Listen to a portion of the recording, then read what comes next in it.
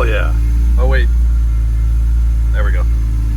We got more bounce in California than all y'all combined. We got more bounce in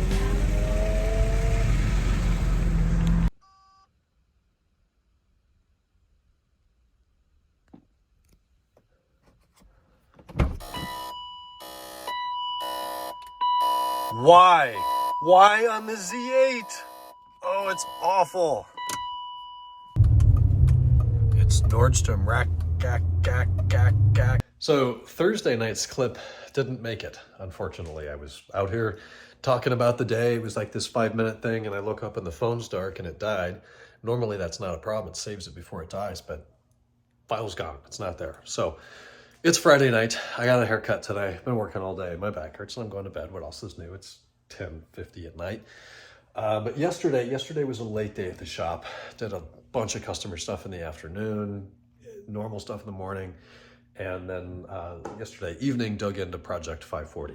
And we're kind of on tier 2 of that and now about done with it. But I've got these new seats, right, that I got from Latvia. They're E38 Sport Contour seats, freshly refinished in genuine Napa or Dakota leather. Textured stuff that is more appropriate for what came with the 540. So yesterday was removing the factory seats, cleaning the carpeting and things underneath, which I have done a few months ago. It wasn't bad.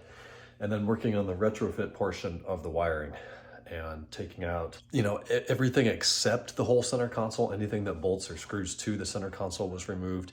Essentially, since the car came with sunshades and now has PDC, that's irrelevant though. The SCM or center console switch panel was already wired with power, already has a link to the K-bus system. So that portion of the wiring is done. Now I did this a few years ago on a customer's, I think it was like an 03 530 in steel blue. Really, really, really clean car, but super base car. It came from the factory with nothing. It was base, no xenons, nothing. So the guy was moving to Seattle, wanted me to retrofit the heated seats. He bought the heated panels online and initially asked me, can you do the wiring and install these pads in between the leather and the cushions? I said that the leather stuff is an art. I'm not going to do that. I didn't have a good sublet at the time. So he found somebody else to do that, but I did the wiring for him. And it was the full job on that. We had to take the glove box out, wire in 2 fuses. I think I billed like 6 hours labor for it. It probably took 10. But my skills then were a fraction of what they are now. So with the 540 yesterday, I figured it would be 2-3 hours, get everything apart, run a few wires. Well, when you start taking stuff apart, anything you take off, you clean, and oh, no, this is broken, so you fix that. And there's a little Molex connector, a little swing arm that's broken, so you gotta go dig out the box and go through everything, and the one you want's always at the bottom. So fixed a lot of little things, little imperfections on the seats.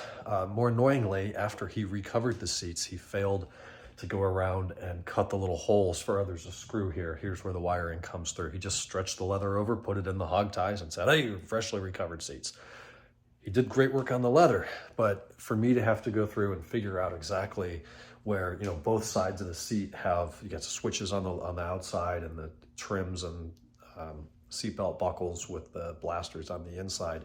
And all of that attaches with various Torx 30s, clips, screws, little push rivets. So all of that had to get worked on last night. And I was there until about 11:45.